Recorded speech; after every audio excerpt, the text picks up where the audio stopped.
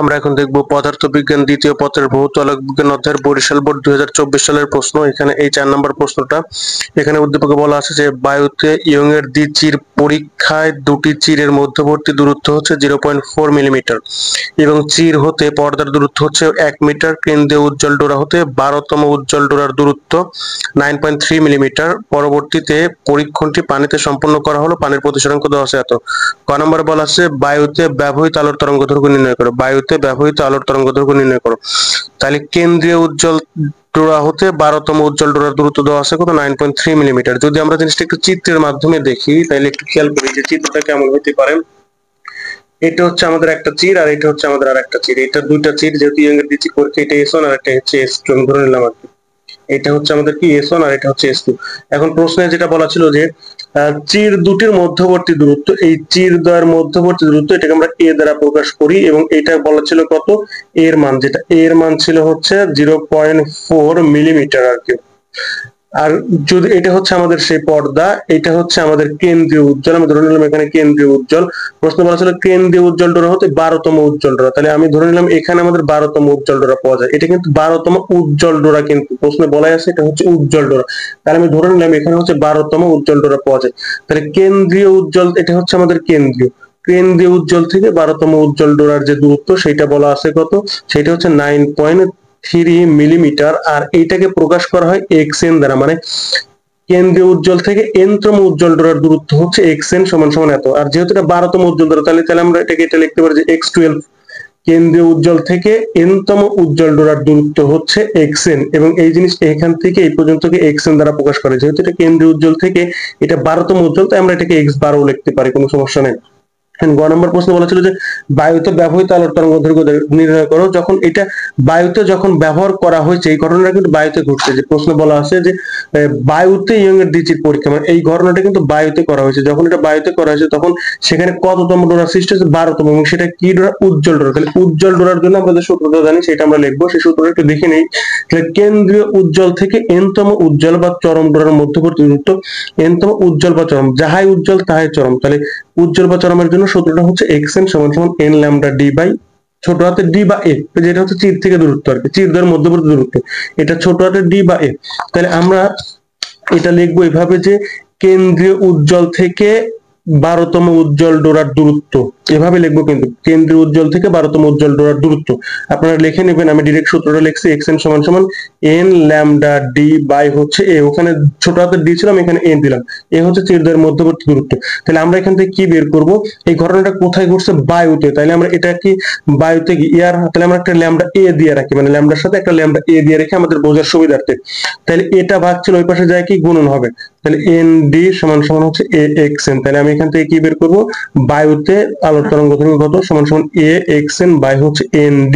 এখন প্রশ্নে কিন্তু চিরদ্বয়ের মধ্যবর্তী দূরত্ব এত বলা ছিল, তাহলে এটা তো আমাদের মিলিমিটারে বসানো যাবে না, এটা তো মিটারে বসাতে হবে। তাহলে মিলিমিটার থেকে মিটারে যাইতে হলে এটাকে 10⁻³ দ্বারা গুণন করতে হবে। আর এনটা কত হবে, যেহেতু 12তম উজ্জ্বল ডোরার জন্য বলছে, তাই এন এর মান হচ্ছে 12। এর মান জানি xn টা কত, xn সমান ওই যে 9.3 মিলিমিটার ছিল, কিন্তু মিলিমিটারে বসানো যাবে না, তাহলে মিটারে নিতে হবে। তাহলে 10⁻³ মিটার আর কি। আর একটা কি ছিল, d হচ্ছে চির থেকে পর্দার দূরত্ব, চির থেকে পর্দার দূরত্ব কত মিটার ছিল, 1 মিটার ছিল আর কি। তাহলে বড় হাতের d এর মান কত, 1 মিটার। তাহলে এখন মানগুলো যদি বসায় দেই, ল্যামডা a সমান a এর মান কত, 0.4 ইনটু 10⁻³ ইনটু xn এর মান হচ্ছে 9.3 ইনটু 10⁻³ n এর মান হচ্ছে 12 ইনটু d এর মান হচ্ছে 1। এখন এই জিনিসটা আমরা একটু হিসাব করে দেখি যে এই মানটা কত আসে। তো ক্যালকুলেটরে হিসাব করি, ফার্স্ট ব্র্যাকেট 0.4 ইনটু 10⁻³ ইনটু হচ্ছে 9.3 ইনটু হচ্ছে 10⁻³ ভাগ হচ্ছে ব্র্যাকেট ক্লোজ, ভাগ হচ্ছে 12 আর 1 গুণন করলে 12 হয়, এজন্য 1 আর দিলাম না, ডাইরেক্ট 12 দিয়ে ভাগ দিলাম। তাহলে এখান থেকে পাচ্ছি 3.1 ইনটু 10⁻⁷। কত পাচ্ছি আমরা, 3.1 ইনটু 10⁻⁷ এত মিটার। কেউ যদি অ্যাংস্ট্রমে নিতে চায় এটাকে 10⁻10 দ্বারা গুণন করলে হয়ে যাবে। আচ্ছা, আমরা এটা কি পেলাম, যে বায়ুতে তরঙ্গদৈর্ঘ্যের মান কত, 3.1 ইনটু 10⁻⁷ মিটার। এখন আমরা ঘ নম্বর প্রশ্নের সমাধান করব। তাহলে ঘ নম্বর প্রশ্ন কি বলা আছে একটু খেয়াল করি। এই ঘ নম্বর প্রশ্ন বলেছে পানিতে কেন্দ্রীয় উজ্জ্বল ডোরা হতে এত মিলিমিটার দূরে উজ্জ্বল ডোরার সংখ্যার পরিবর্তন হবে কিনা গান মানে যাচাই করো। পানিতে কেন্দ্রীয় উজ্জ্বল ডোরা হতে এত মিটার দূরে উজ্জ্বল ডোরার পরিবর্তন হবে কিনা গাণিতিকভাবে যাচাই করো। তার মানে হচ্ছে যে আমরা যখন এই ঘটনাটা কোথায় ঘটছিলাম, বায়ুতে ঘটছিলাম, তখন এইখান থেকে এই পর্যন্ত যেখানে উজ্জ্বল ডোরা সৃষ্টি হচ্ছে সেটা কততম উজ্জ্বল ডোরা? এটা কিন্তু 12তম উজ্জ্বল ডোরা। এটা কততম উজ্জ্বল ডোরা? 12তম উজ্জ্বল ডোরা। এখন এই ঘটনা তো বায়ুতে ঘটছে, এই ঘটনাটা আমরা পানিতে ঘটাবো, ঘটিয়ে দেখব যে এইখানে কি 12তম উজ্জ্বল ডোরায় সৃষ্টি হয় নাকি ডোরার পরিবর্তন হয়, আমরা বুঝছি কিনা বিষয়টা। এই ঘটনাটা প্রশ্নে বলা ছিল যে কেন্দ্রীয় উজ্জ্বল থেকে 12তম উজ্জ্বল ডোরার দূরত্ব হচ্ছে এত মিলিমিটার। তো ঘটনাটা আমরা, এটা তো বায়ুতে ঘটানো হয়েছে, ঘটনাটা আমরা পানিতে ঘটাবো এবং এই তথ্যগুলো দিয়ে, ঘটনাটা আমরা যখন পানিতে ঘটাবো তখন এই তথ্যগুলো দিয়ে আরো কিছু তথ্য লাগলে সেগুলো দেবো, দিয়ে দেখবো যে কেন্দ্রীয় উজ্জ্বল থেকে এই যে এই দূরত্বে কেন্দ্রীয় উজ্জ্বল থেকে এখানে কি 12তম ডোরা সৃষ্টি হয় নাকি ডোরা পরিবর্তন হয় সেটা দেখবো আর কি। তাহলে আমরা ঘ নম্বর প্রশ্নের সমাধানে চলে যাই। প্রশ্নে কি বলছিল? প্রশ্নে কিন্তু এটা বলছিল যে এত দূরত্বে উজ্জ্বল ডোরার সংখ্যার পরিবর্তন হবে কিনা, মানে আমাদের কিন্তু বলেই দিছে উজ্জ্বল ডোরার সংখ্যা, তাইলে আমাদেরকে ধরে নিতে হবে যে উজ্জ্বল ডোরার জন্য হিসাব করতে হবে, তাহলে কিন্তু আমরা উজ্জ্বল ডোরার সূত্র ব্যবহার করবো। তার মানে সূত্র কিন্তু এইটাই বসবে, আমরা এখান থেকে এন এর মানটা বের করবো। তাহলে আমরা লিখবো যে এক্স এন সমান সমান এন ল্যামডা ডি বাই এ। বিষয়টা বুঝছি কিনা? আমাদের কিন্তু প্রশ্ন বলাই ছিল যে এই দূরত্বে উজ্জ্বল ডোরার সংখ্যার কোনো পরিবর্তন হবে কিনা, তার মানে আমাদের ডোরাটা কিন্তু উজ্জ্বল হবে, এটা ফিক্সড, এই জন্য আমরা উজ্জ্বল ডোরার সূত্র ব্যবহার করব। তাহলে এখান থেকে উজ্জ্বল ডোরার সূত্র ব্যবহার করে কি বের করবো? এন এর মান বের করবো। তাহলে এন সমান সমান আমরা কি লিখবো? এন সমান সমান হচ্ছে এ এক্স এন বাই হচ্ছে lambda D, A X N by N lambda এর সাথে গুণন ছিল ভাগ হবে। এখন বিষয় হচ্ছে যে আমরা এ জাস্ট তাই, এক্স এন জাস্ট তাই বসাবো, ডি জাস্ট তাই বসাবো, কিন্তু ল্যামডা কি তাই বসাতে পারবো না? ল্যামডা তো এটা তো ছিল বায়ুর জন্য, তার একটা কোথায় করবে? পানির জন্য। তাহলে ল্যামডা বসানোর জন্য আমাদের কাছে কিছু তথ্য দেওয়া আছে যে পানির প্রতিসরাঙ্ক 4/3, পানির প্রতিসরাঙ্ক কত দেওয়া আছে? 4/3। তার মানে আমাদের কাছে এইটা দেওয়া আছে, পানির প্রতিসরাঙ্ক কত? 4/3। আচ্ছা, আমরা এখান থেকে ল্যামডাটা বের করতে পারি কিভাবে? প্রতিসরাঙ্ক হচ্ছে ল্যামডার ব্যস্তানুপাতিক, আমরা এটা জানি, এটাতে পরে যাব। তাহলে ঘটনাটা যে পানির প্রতিসরাঙ্ক দেওয়া আছে, ঘটনাটা প্রথমে কোথায় ঘটছে? বায়ুতে। তার মানে বায়ু থেকে কোথায় ঘটছে? বায়ু থেকে পানিতে গেছে, তার মানে এখানে আমরা এ দিতে পারি, এই ওয়াটার লিখতে পারি। তাহলে এটা মানে এটা বোঝায় যে এ মিউ ডাব্লিউ মানে হচ্ছে মিউ ডাব্লিউ বাই হচ্ছে মিউ এ। তার মানে যেহেতু ঘটনাটা প্রথমে বায়ুতে ঘটছে তারপর পানিতে ঘটছে, এই জন্য আমরা কিন্তু এর সামনে এ দিয়েছি। তাহলে ঘটনাটা এখানে কিন্তু কি দেওয়া ছিল যে পানির প্রতিসরাঙ্ক দেওয়া ছিল 4/3।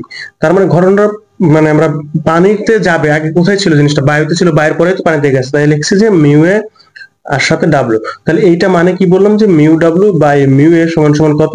4/3। এখন আমরা জানি যে প্রতিসরাঙ্ক তরঙ্গ দৈর্ঘ্যের কি ব্যস্তানুপাতিক, প্রতিসরাঙ্ক তরঙ্গ দৈর্ঘ্যের ব্যস্তানুপাতিক। তাহলে আমরা এটা লিখতে পারি কিনা যে mu W by mu A সমান সমান lambda A by lambda W, এটা তো লিখতেই পারি কারণ প্রতিসরাঙ্ক যেহেতু ব্যস্তানুপাতিক। তাহলে এই পাশে ওয়াটার বাই পানি মানে ওয়াটার বাই এয়ার থাকলে ওই পাশে এয়ার বাই ওয়াটার, মানে পানি বাই বায়ু থাকলে ওই পাশে কি বায়ু বাই পানি, মানে ডাব্লিউ দ্বারা কিন্তু পানি বোঝাচ্ছি ওয়াটার, আর এয়ার এ দ্বারা এয়ার মানে বায়ু বোঝাচ্ছি আর কি। তাইলে আমাদের দরকার কি? আমাদের দরকার হচ্ছে, আমরা তো ল্যামডা এ জানি, কিন্তু আমাদের দরকার এখানে কোথায় ঘটনাটা ঘটনা হচ্ছে? পানিতে, পানির ক্ষেত্রে কিন্তু। তাহলে আমাদের এখানে কি ল্যামডা ডাব্লিউ দরকার, আমাদের কি দরকার? ল্যামডা ডাব্লিউ দরকার। তাহলে ল্যামডা ডাব্লিউটা এখান থেকে কিভাবে বের করতে পারি? তাহলে এখানে গুণন করে দিতে পারি, প্রতিসরাঙ্ক ডাব্লিউ ইনটু ল্যামডা ডাব্লিউ সমান সমান প্রতিসরাঙ্ক এ ইনটু ল্যামডা এ, মানে আর গুণন করে দিলাম। তাহলে এখান থেকে কি বের করবো? আমরা ল্যামডা ডাব্লিউটা বের করবো। তাহলে ল্যামডা ডাব্লিউ সমান সমান হচ্ছে, আর মান বসায় দেবো, বায়ুর প্রতিসরাঙ্কের মান সবসময় 1, তাহলে 1 ইনটু পানির যে এটা হচ্ছে কি বায়ুর তরঙ্গ দৈর্ঘ্য, বায়ুতে যে তরঙ্গ দৈর্ঘ্য পাইছিলাম সেটা কিন্তু আমরা গ নাম্বার পাইছিলাম, সেটা হচ্ছে এটা, সেটা কত? 3.1 ইনটু 10⁻⁷। আর নিচে কে যাবে? নিচে যাবে হচ্ছে এই যে মিউ ডাব্লিউ যেটা, সেটা, এটা কত? আচ্ছা, এটা একটু খেয়াল করতে হবে, এটা একটু ভুল হলো মনে হচ্ছে, একটু ভুল হয়ে গেছে, একটু খেয়াল করেন। আমরা কিন্তু যে mu W by mu A মানে কত পাইছি? 4/3, mu W by mu A 4/3। তাহলে আমাদের কাছে আমরা বের করব হচ্ছে, এখান থেকে কি বের করব? আমরা বের করব হচ্ছে, আমাদের টার্গেট হচ্ছে ল্যামডা ডাব্লিউ বের করা। তাহলে ল্যামডা ডাব্লিউ সমান সমান এখানে কি লিখতে পারি? মিউ এ বাই হচ্ছে মিউ ডাব্লিউ সমান ইনটু কত? ল্যামডা এ। তাহলে এইটাকে যদি উল্টায় লিখি, যে আমার কাছে আছে কত? Mu A by mu W. যদি mu A by mu W লিখি তাহলে এটা পরিবর্তে লিখবো কত? এখানে আছে 4/3, তাহলে এখানে কত? 3/4। বুঝছি কিনা বিষয়টা? এখানে কত? 3/4। এখানে আছে mu W by mu A, তার মানে আমরা যদি উল্টায় লিখি mu A by mu W মানে কত 3/4, তাহলে এর পরিবর্তে লিখলাম কত 3/4 into lambda A. Lambda A মানে হচ্ছে যেটা আমরা গতে পাইছিলাম যে 3.1 ইন্টু 10⁻⁷। এটা একটু ভুলের দিকে যাচ্ছিল, যাই এখন আমরা এটা হিসাব করে দেখি। তেমন বের করাই আছে অ্যান্সার গুণন হচ্ছে 3 ভাগ হচ্ছে 4, তাহলে এখান থেকে পাচ্ছি হচ্ছে আমরা ল্যামডা ডাব্লিউ মানে ল্যামডা ডাব্লিউ সমান 2.325 ইন্টু 10⁻⁷, অর্থাৎ বায়ুতে আমাদের তরঙ্গ দৈর্ঘ্যের মান, সরি পানিতে, ওয়াটার মানে পানি, পানিতে আমাদের তরঙ্গ দৈর্ঘ্যের মান হচ্ছে এত মিটার। এখন এটা আমরা বসিয়ে দেব আমাদের এই সমীকরণে। তাহলে n সমান সমান a, a মানে কত যে 0.4 ইন্টু 10⁻⁻3, xn এর মান কত ছিল 9.3 ইন্টু 10⁻⁻3। জাস্ট এখানে শুধুমাত্র ল্যামডা ডিটা বসবে কারণ ঘটনাটা পানিতে ঘটানো হচ্ছে, তাহলে ল্যামডা ডি সমান কত পেলাম আমরা 2.325 ইন্টু 10⁻⁷, আর ডি বার হতে ডি এর মান হচ্ছে 1। তাহলে এটা দেখি যে n এর মান কত আসে। ফার্স্ট ব্র্যাকেট 0.4 ইন্টু 10⁻⁻3 গুণন হচ্ছে 9.3 ইন্টু হচ্ছে 10⁻⁻3, 5 ব্র্যাকেট ক্লোজ, ভাগ হচ্ছে 2.325 ইন্টু 10⁻⁷। তাহলে এখান থেকে পাচ্ছি হচ্ছে আমরা কত 16, এন এর মান কত 16, এন এর মান পাচ্ছি কত 16।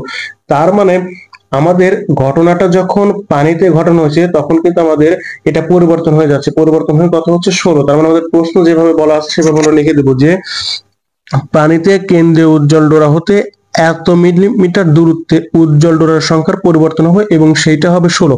পরিবর্তন হবে কিনা, তার মানে আমরা লিখে দেবো যে পরিবর্তন হবে, পরিবর্তন হবে। কারণ কি, কারণ হচ্ছে যখন ঘটনাটা বায়ুতে ঘটানো হয়েছে তখন সেখানে মানে যে উজ্জ্বল ডোরা সৃষ্টি হয়েছিল সেটা ছিল কিন্তু 12তম উজ্জ্বল ডোরা, কিন্তু যখন ঘটনাটা পানিতে ঘটানো হয়েছে তখন কিন্তু আমরা যে উজ্জ্বল ডোরাটা পাচ্ছি সেটা কিন্তু 16তম উজ্জ্বল ডোরা, তার মানে কি পরিবর্তন হবে। এখন ভিডিওর স্ক্রিনে যে প্লেলিস্ট বা যে ভিডিওগুলো দেখানো হচ্ছে আপনারা চাইলে সেগুলো দেখে নিতে পারেন, অথবা চাইলে এই চ্যানেলের প্লেলিস্ট থেকে ঘুরে আসতে পারেন, কারণ এখানে ফিজিক্সের বিভিন্ন অধ্যায়ের বিভিন্ন বোর্ডের গুরুত্বপূর্ণ প্রশ্নের সমাধান দেওয়া আছে যা দেখলে আপনাদের অনেক উপকারে আসবে।